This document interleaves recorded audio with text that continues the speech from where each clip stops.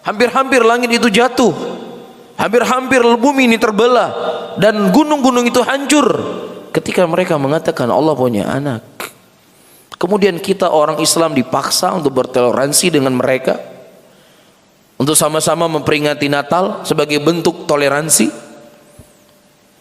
Wahai orang-orang kafir, tidak perlu kalian mengajarkan kami bertoleransi.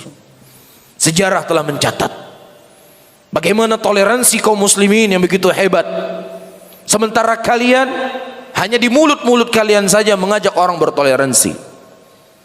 Ketika para sahabat Rasulullah sallallahu alaihi wasallam berhasil merebut beberapa negeri pada waktu itu, Mesir, Afrika, Lebanon, Yaman, berhasil ditaklukkan oleh kaum muslimin, oleh sahabat Rasulullah sallallahu alaihi wasallam. Dan para sahabat memberikan kelapangan kepada orang-orang kafir untuk mereka tinggal di negeri-negeri tersebut.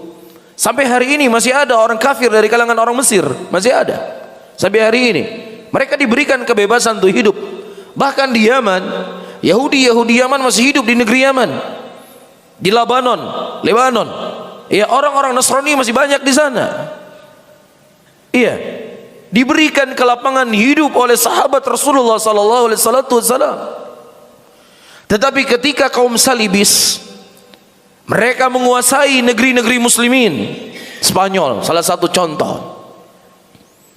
Spanyol, ketika orang-orang kafir menguasai orang-orang Spanyol, menguasai negeri Spanyol, tidak ada pilihan bagi muslimin, ya, untuk mereka keluar dari negeri tersebut atau mereka mati kalau seandainya mereka tidak mau murtad dari agamanya. Antum coba lihat, perbandingkan sejarah. Jangan menjadi orang yang terlalu polos, jangan menjadi orang yang mudah digiring. Ini sejarah, fakta. Bagaimana kaum muslimin dipaksa untuk murtad menjadi agama mereka, atau dibunuh siapa yang tidak mau murtad. Tapi ketika negeri-negeri dikuasai oleh negeri muslimin, mereka diberikan kelapangan untuk menjalankan agama mereka. Kemudian kamu mengajarkan kepada kami bagaimana cara bertoleransi. Anda salah alamat. Anda lah yang justru harus diajarkan bagaimana cara bertoleransi. Bahkan bukan hanya diajarkan bagaimana bertoleransi, Anda perlu diajarkan bagaimana menjadi seorang manusia. Itu yang harus diajarkan kepada Anda. Kita melihat apa yang terjadi di saudara-saudara kita. Iya, di Uyghur, kaum Uyghur, bangsa Uyghur, bagaimana mereka diintimidasi, bukan dikarenakan dunia mereka, tapi karena agama mereka. Ini di tahun 2020. Oke, kita cerita tadi tahun-tahun 1000 tahun yang lalu. Ini 2020. Tahun 2019. Iya, yang di mana-mana yang media akses berita sangat mudah didapatkan, tapi ini kelakuan mereka kepada kaum muslimin. Oleh karena itu saya tegaskan, saya ingatkan kembali, jangan terlalu dungu menjadi orang Islam. Orang Islam itu harus punya prinsip dalam agamanya, harus punya sikap loyalitas dan sikap bara'ah antara kita dengan mereka. Jelas para hadirin? Dan bukan berarti ketika kita tidak merayakan Natal, tidak ikut apapun dengan acara kekufuran ini, ya, kita tidak ada toleransi dengan mereka. Ya, mungkin saya nggak perlu menjelaskan bagaimana toleransi kaum muslimin kepada orang-orang kafir, nggak perlu kita cerita.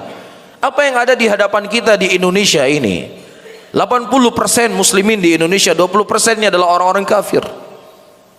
Dari semenjak Indonesia merdeka, apakah orang-orang kafir di sini mendapatkan intimidasi? Udah kita cerita di Aceh. Iya, orang-orang non-Islam Tiongkok, orang-orang non-Islam itu mereka berniaga bebas di Penayung. Bahkan mereka menjadi para pedagang-pedagang besar. Apakah ada diganggu oleh muslimin? Diganggu oleh muslimin? Hah? Mereka punya gereja. Ya, beberapa gereja yang ada di Aceh. Apakah pernah orang Islam datang ke gereja mereka kemudian melarang mereka untuk beribadah di hari Ahad di gereja mereka? Pernah? Gak pernah ada, gak pernah dalam sejarah. Ini kita lihat sendiri di Aceh. Kemudian kita dipaksa untuk bertoleransi. Toleransi apa lagi? Hah? Toleransi apa lagi yang harus kami berikan kepada kalian?